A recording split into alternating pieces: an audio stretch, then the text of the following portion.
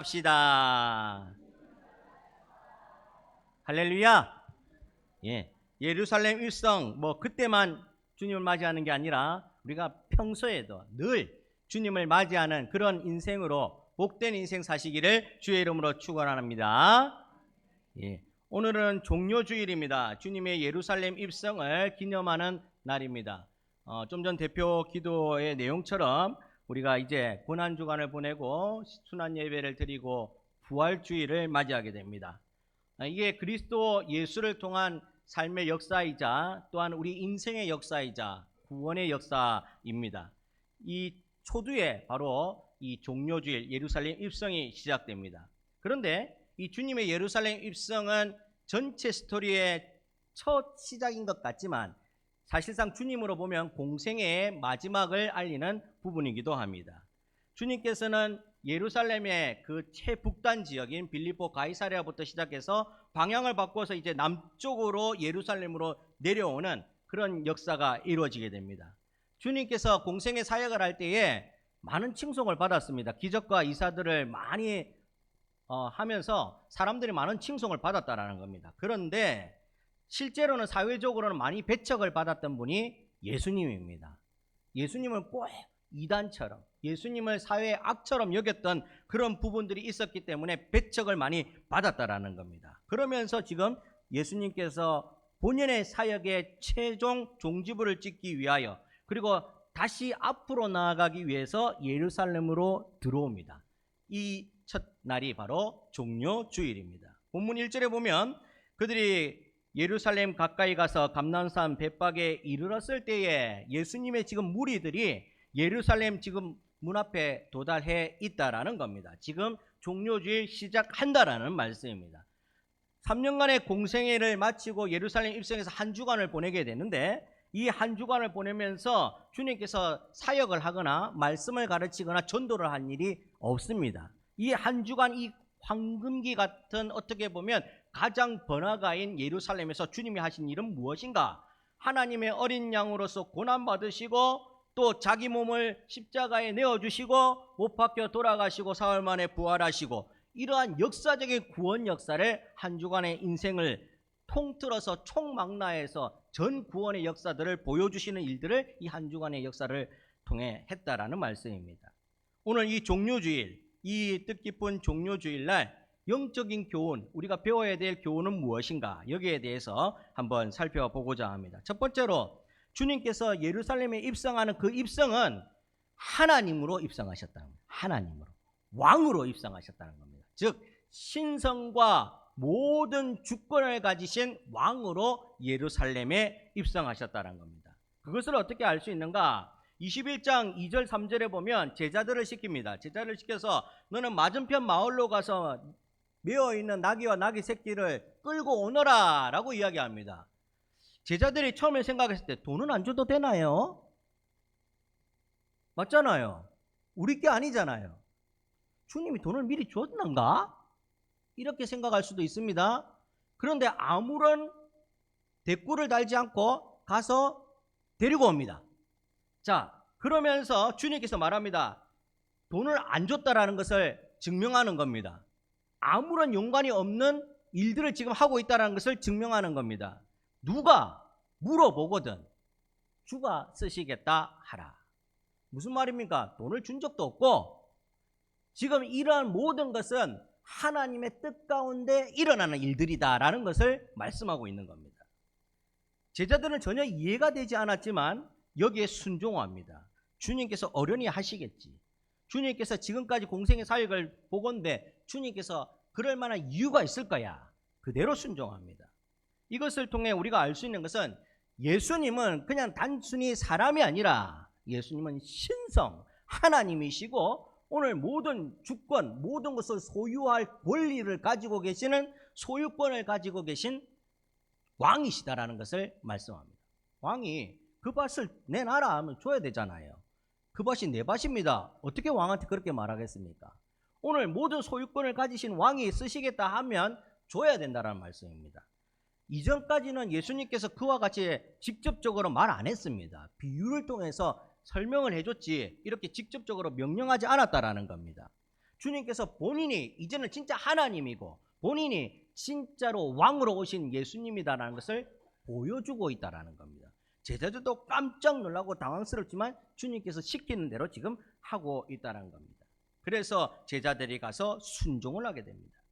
사실상 인간적인 생각으로 봤을 때 순종하기 어려운 내용입니다. 자칫 잘못하면 절도죄 맞잖아요. 매어있는 나귀를 데리고 오는 거예요. 주인이 있어요. 주인이 있는 나귀를 데리고 오면 절도죄예요. 절도죄. 감나무에 감을 따도 내 감이 아니면 절도죄. 이 감나무가 이렇게 가지가 뻗어서 너무집으로 넘어갔으니까 내 땅이니까 거기서 내가 따면은 내 것이 아니잖아요. 마찬가지로 오늘 이것이 자칫 잘못하면 본인들이 곤욕스러운 일들을 당할 수 있음에도 불구하고 예수님의 말씀이 이해가 되지는 않지만 이해하려고 하지 않았다는 겁니다. 신앙생활을 할 때에 우리가 이런 모습이 필요하다는 거죠. 뭘 다 이해하고 신앙생활을 할 수 없다는 말씀입니다. 주님께서 물 위를 걸으셨대요. 이해가 됩니까? 저도 따라 해봤는데 안 걸어지더라고요. 빠져 죽을 수 있기 때문에 아주 낮은 물에서 빨리 걸으면 걸어질 것 같지만 안 걸어지더라고요. 걷지 못합니다. 그런데 이해가 되지 않지만 주님께서 하셨으니까 맞다라는 겁니다. 오늘 제자들의 순종처럼 오늘 우리도 이성적인 판단으로 신앙생활하는 것이 아니라 나의 생각과 나의 판단으로 신앙생활하는 것이 아니라 주님을 따르는 신앙생활을 해야 된다는 거예요. 순종해 왕이신 주님을 순종으로 받아들여야 된다는 겁니다. 그 주님께서 오늘 그와 같이 왕으로 하나님으로 예루살렘에 들어오셨다는 겁니다. 요한계시록에 보면 주님의 칭찬을 받았던 서문화 교회가 나오는데 이 서문화 교회 초대 교부가 누구였냐면 제가 누차 예화를 들었던 폴리갑이라는 교부입니다. 84세의 나이에 다 은퇴를 하고 쉬고 한적한 곳에 있어야 되는데 예수 믿는 거로 화양당에서 순교를 했습니다. 참 서글픈 일이죠. 동네에서 그 지역에서 가장 인기가 높았고 사실은 그 사람이 뭘 해도 한 자리는 했을 법한 그런 덕망과 인기가 높은 사람입니다. 로마 군병들까지도 이 폴리갑을 상대할 때는 정중하게 상대를 했다는 겁니다. 그래서 그냥 모른다고 한마디만 해주세요. 이 말을 한마디만 하면은 그냥 교부의 역할을 그대로 할 수 있는 거예요. 그런데도 불구하고 84년 인생 동안 주님을 한 번도 나를 버리지 않았는데 내가 어떻게 주님을 모른다고 합니까? 나는 그렇게 할 수가 없습니다. 딱 거절하고 그 즉시 빌라델비아 모든 성도들과 함께 장렬하게 순교를 했다라는 거예요. 지금으로 따지면 신앙을 위해서 그렇게 할 수가 있겠습니까? 우리가 그렇게 쉽게 생각할 일들이 아니다라는 거예요. 신앙을 위해서 예수님이 어떤 분이신지를 알기 때문에 과감하게 자기 목숨을 내어놓는 그 신앙. 오늘날 작은 이권이나 작은 쾌락이나 만족 때문에 신앙을 버리는 사람이 너무나 많은 이 시대에 우리도 한 번쯤은 생각해보고 내 신앙생활을 점검해 보아야 된다. 내가 진짜로 예수님을 왕으로 모시고 있는지, 내가 진짜로 예수님을 하나님이라고 믿고 있는지를 점검해 보아야 된다. 현대인들은 성공을 위해서 스펙 쌓기를 많이 합니다. 좋은 대학 나와야 되고 자격증 많아야 되고 경력 좋아야 되고 이왕이면 큰 데 가야 되고 자꾸 서울로 가라지 않습니까? 그런데 여러분들 신앙의 생명이 어디에 있는가? 영성이 어디에 있는가? 예수를 그리스도라고 믿는 데 있다라는 거예요. 예수를 그리스도라고 고백하는데 신앙의 영성이 있다. 생활이라는 것은 그때부터 시작된다라는 말씀입니다. 오늘 예수님을 내 구주이십니다. 왕이십니다. 진짜 하나님이십니다. 모든 것을 소유한 왕이십니다. 라고 고백하는 게 기독교의 생명이다라는 말씀입니다. 사랑하는 여러분들, 한번 고백해 보시면 여러분들 손을 이렇게 뛰는 가슴에 한번 얹어. 저도 한 번씩 제 뛰는 가슴을 점검해 볼 때가 있어요. 가슴이 뛰고 있나? 쿵탁 쿵탁 쿵탁. 잘 뛰고 있네. 살아있다라고. 살아있다. 내 영이 살아있다. 내 육체도 살아있지만 영이 살아있다. 한번 여기 손을 얹어 보시면서 고백합니다. 주님은 왕입니다. 믿으십니까? 예, 주님은 왕이십니다. 두 번째로 주님께서는 겸손의 모범, 온유와 평강의 모범으로 지금 예루살렘을 들어오고 있다라는 겁니다. 마태복음 21장 4절 5절에 보면 이는 선지자를 통하여 하신 말씀을 이루려 함이라. 일렀을 때 시온의 딸에게 이르기를 내 왕이 내게 임하나니 그는 겸손하여 낙이 곧 멍에를 매는 짐승의 새끼를 탔도다. 스가랴서 9장 9절에 나오는 말씀을 그대로 뺏겨서 적어놓은 글입니다. 무슨 말인가 하면 스가랴 예수님이 오기 벌써 한참 전에 예수님을 몰랐을 그때에 예수님에 대해서 예언했던 그 내용이 지금 이루어졌다 안 이루어졌다? 이루어졌다라는 겁니다. 성경은 분명코 그대로 된다라는 말씀. 왜? 성경의 말씀은 하나님이시기 때문입니다. 그래서 5절에 시온의 딸이라는 것은 예루살렘의 백성, 지금 거기서 호산나 다윗의 아들이여 라고 외치는 그 사람들을 말하는 겁니다. 예수님이 즉흥적으로 오신 것이 아니라 다 계획하고 오셨다는 거죠. 유행어 드라마인가 어떤 프로의 유행어인지 모르겠는데 너는 다 계획이 있구나, 이런 유행어가 있더라고요. 팰리세이드 그 기생충이라는 그 영화의 한 대목입니다. 너는 아버지가 아들과 딸에게 너는 다 계획이 있구나, 이런 말들을 한 기억이 납니다. 예수님이 오늘 예루살렘 오실 때 오늘 오고 싶어서 왔다 이게 아니라는 겁니다. 오늘을 위해서 창세 전부터 계획을 했다는 거죠. 모든 계획을 완벽하게 시나리오를 짜고 그대로 지금 하고 계시다는 거예요. 이 예수님께서 오셨다는 거예요. 그런데 왜 마차 타고 말 타고 백마 타고 오지 않고 나귀 새끼를 타고 초라하게 왔냐는 거죠. 이왕이면 어차피 사람들이 종려나무 가지를 흔들고 바닥에 겉옷을 깔고 나귀 등에 태울 얹을 그 옷까지 얹었을 그쯤 환영을 받았다면, 예루살렘 거민들이 다 나와서 박수치고 환영을 했다면 말 타고 와도 되잖아요. 나귀 새끼도 끌고 오라 할 정도면 주님께서 저기 가서 황금 마차 있으니까 그거 가져오너라 해도 됐다란 말이죠. 그런데 그 마차 타고 말 타고 온 것이 아니라 나귀 새끼를 굳이 타고 왜 왔냐라는 겁니다. 이상하지 않습니까?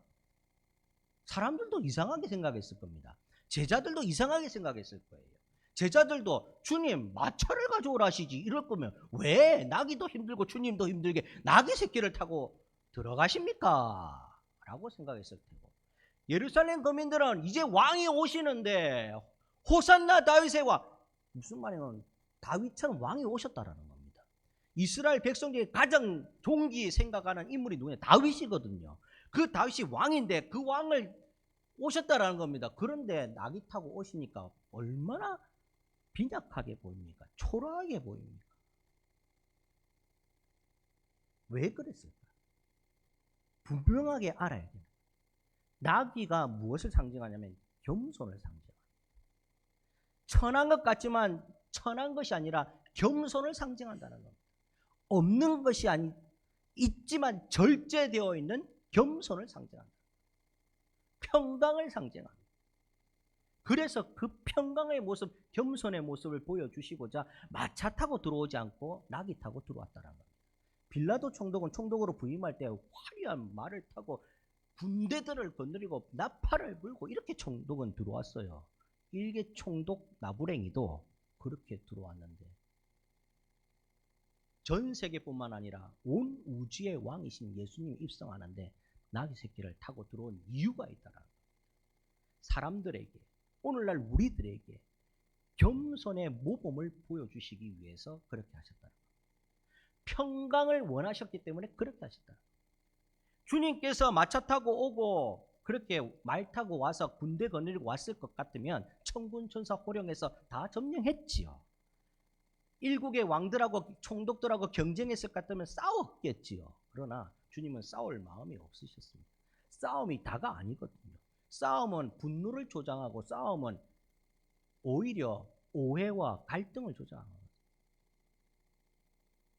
주님은 겸손과 평강을 주장하시기 위해 오셨다는 거예요. 그래서 나귀 새끼를 타고 오십니다.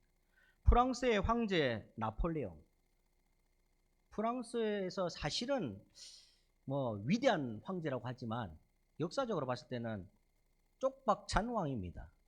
예. 아무것도 남긴 게 없고 말로가 그렇게 좋지 못했습니다. 이 황제가 최후를 맞이하는 그 시점에 고백을 하는데 이런 고백을 합니다. 나는 무력으로서 세계를 정복하려 했으나 한 치의 땅도 얻지 못했다. 그러나 예수는 십자가에 초라하게 죽었지만 벌써 세계를 다 지배했다. 프랑스 황제 나폴레옹 그 서슬이 펄했던 그 당시에는 러시아까지 원정을 갑니다. 러시아까지. 대단한 왕입니다. 거의 나라의 반 이상을 다 잡아먹었다는 말이에요. 유럽 전역이 프랑스 땅이었습니다. 그 황제가 최후를 맞으면 나는 그렇게 전쟁을 하고 전쟁의 신처럼 불리었지만 한 치의 땅도 얻지를 못했다. 그런데 예수님은 손가락질 받고 침뱉음을 당하면서 십자가에 돌아가셨지만 전 우주를 지배했다라고 이야기합니다. 겸손과 평화가 전 우주를 지배하는 것. 예수님의 이 보여주신 겸손과 평화가 오늘 이 세상을 지배하는 겁니다. 예수님께서 보여주신 이 겸손과 평화가 오늘 우리 성도들의 겸손과 평화의 길을 주의 이름으로 간절히 축원합니다. 마지막으로 주님께서는 어떻게 입성하셨냐면 호산나 다윗의 자손이여 열렬하게 박수를 받으면서 환영받으면서 입성하셨습니다. 마태복음 21장 7절 8절에 보면 나귀 새끼를 끌고 와서 자기들의 겉옷을 그 위에 얹으며 예수께서 그 위에 타시니 무리의 대다수는 그들의 겉옷을 길에 펴고라고 말씀합니다. 자, 이 예수님의 제자들이 겉옷을 벗어서 나귀 위에 안장처럼 덮어주었어요. 옛날에는 뭐 비단 안장이나 왕이 타는 그런 안장을 올리잖아요. 이 겉옷을 벗어서 위에 말 위에 얹는다는 것은 무슨 말인가 하면 왕이 즉위할 때, 왕이 개선 장군처럼 들어설 때, 왕이 입성할 때에 하는 행위입니다. 열왕기상에 보면 예후가 했던 그 열왕기상 9장에 보면 그 내용이 나옵니다. 거기에 보면 예후도 열왕기 하에 보면 예후도 9장에 입성한 그 왕처럼 입성할 때 그 말 위에 이런 옷을 얹는 행위들을 묘사한 내용들이 나온다는 겁니다. 왕을 표현한 겁니다. 오늘 예수님께서 나귀 위에 앉으실 때 왕으로 앉으시기 때문에 제자들이 그 위에 겉옷을 덮는다는 거죠. 그런데 잘 생각해 보세요.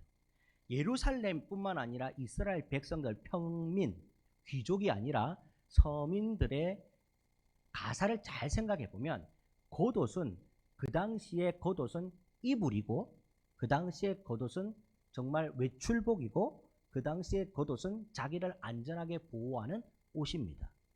그래서 이 옷을 빼앗기면 어떻게 됩니까? 이 사람은 죽는 거예요.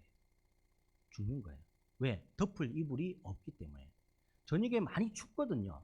낮에는 덥고. 그 추울 때 덮을 이불이 바로 이 겉옷이라는 겁니다. 이 겉옷을 펼쳐서 얹어줬다는 것은 자기의 모든 것을 드렸다라는 말씀. 겉옷이 엄청 몇 벌씩 장롱 안에 지어다 놓은 게 아니라는 겁니다. 기껏해야 한두 벌 있는 옷을 얹었다고 하고 길바닥에 폈다는 것은 이 예루살렘에 있는 백성들이, 제자들이 예수님께 다 드렸다라는 것을 말하는 겁니다. 무슨 말씀입니까? 예수님께 오늘 입성할 때에 열렬하게 환영했다는 게 박수만 치고 와 소리만 친 게 아니라는 겁니다.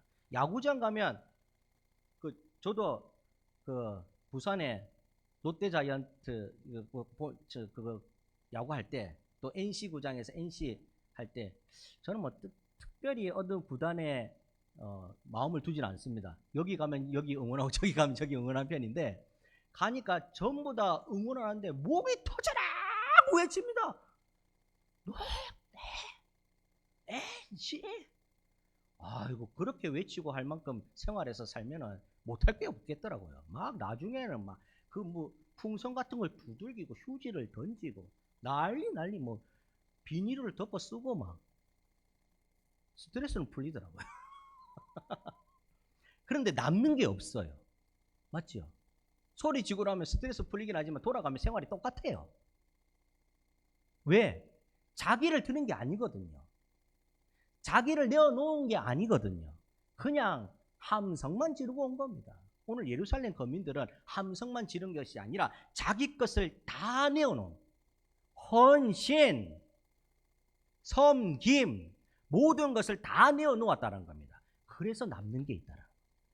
사랑하는 여러분, 오늘 이 예루살렘의 환영을 보면서 우리가 배워야 될 게 무엇인가? 헌신, 섬김, 이것을 배우시기를 주의 이름으로 축원합니다. 리빙스턴이라는 선교사님 잘 아시죠? 검은 대륙의 아버지, 아프리카의 아버지라고 합니다. 우리 성도님 이게 짬밥 몇 년 정도 드시면 리빙스턴 적어놨다가 써먹기를 바랍니다. 아프리카의 아버지, 검은 대륙의 아버지랍니다. 아프리카의 선교의 최고. 아프리카를 주님의 나라로 바꾸는데 일익을 담당한 사람, 리빙스턴 선교사입니다. 이 선교사님이 어릴 때 교회를 다니는데 너무 가난한 거예요. 아무것도 없어요. 아무것도 없으니 교회 와서 헌금을 드릴 수 있습니까? 없죠. 헌금을 못 드려요. 헌금 시간에 옛날에는 여러분들 이 유럽의 옛날에 헌금 시간에 수전을 할 때에 지금처럼 이게 바구니 손을 쭉 넣으면 얼마나 내는지 아무것도 모르는 바구니를 돌린 것이 아닙니다. 헌금함을 돌린 것이 아니라는 겁니다. 그때 수전할 때는 쟁반 같은 거. 동전이 떨어지면 딸그닥 소리가 나고 지폐가 떨어지면 소리가 안 나요. 얼마나 했는지 다 알아요.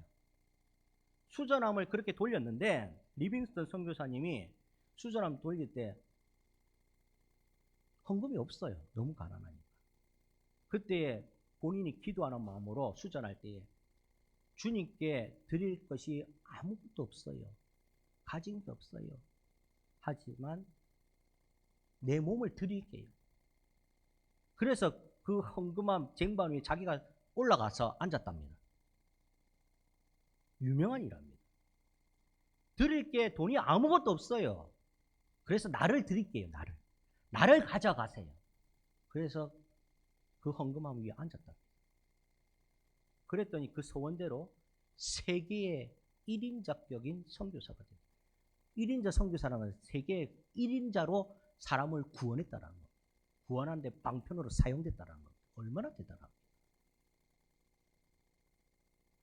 헌신, 섬김. 예루살렘에 환영하는 백성들을 향해서 우리가 배워야 될 것은 헌신, 섬김. 이것을 배워야 됩니다.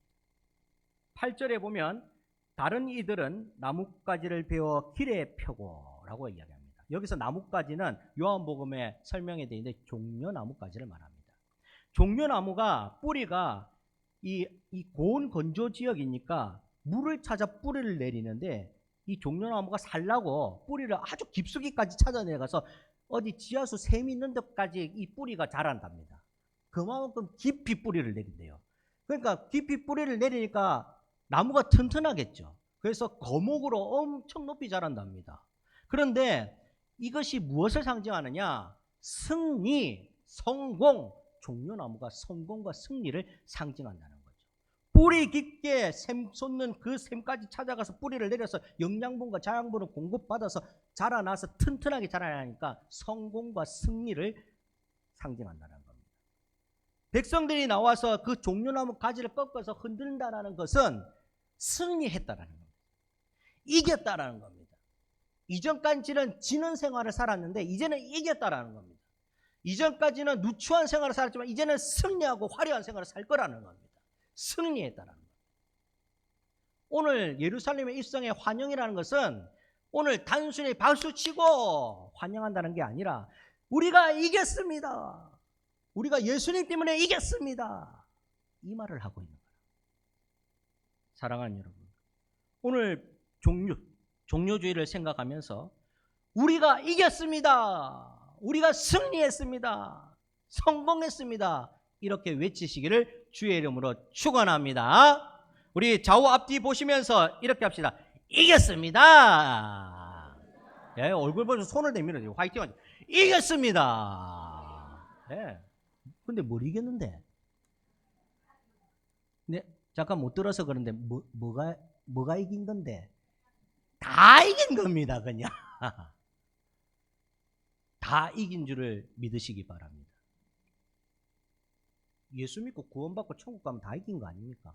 더 이길 것이 무엇이 있습니까? 9절 말씀에 앞에서 가고 뒤에서 따르는 무리가 소리 높여 이르되 호산나 다윗의 자손이여 찬송하리로다. 이렇게 외칩니다. 아까 말씀드렸죠.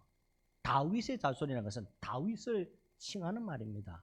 다윗은 이스라엘 역사상 가장 위대한 인물, 가장 존경받을 왕 다윗. 그 왕을 일컬어서 오늘 예수님을 부른다는 것은 예수님이 그와 같다라는 거예요. 지금 그들의 눈에 예수님이 하나님 아들 그까지는 보일지는 모르겠지만 예수님이 그만큼 대단하신 분이다라는 거죠. 왕이라는 겁니다. 정치적으로 생각할 수도 있어요.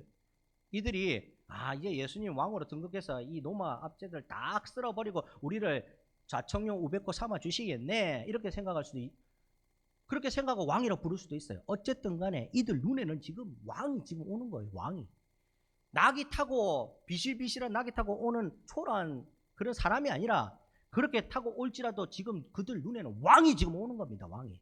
여러분들 예수님을 왕으로 보시기를 주의 이름으로 축원합니다.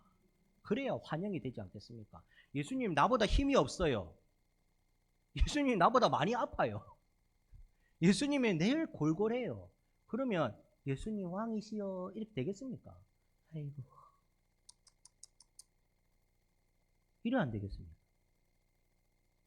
근데 예수님이 왕으로 보여지면 박수치고 종려나무 흔들고 난리가 난다는 겁니다. 겉옷을 깔고 내 것을 다 내어놔도 아깝지 않고 그렇게 된다는 거예요. 왕으로 보이시기를 주의 이름으로 축원합니다. 오늘 예루살렘 입성의 환영이 그와 같다는 거예요. 말씀을 정리해 보겠습니다. 예루살렘에 입성하는 주님을 바라보면서 우리 스스로에게 질문해야 됩니다. 어떻게 질문하는가? 나는 예수님을 진짜로 하나님으로 믿고 있는가? 나는 예수님을 진짜로 왕으로 보고 있는가? 질문해 봐야 돼요.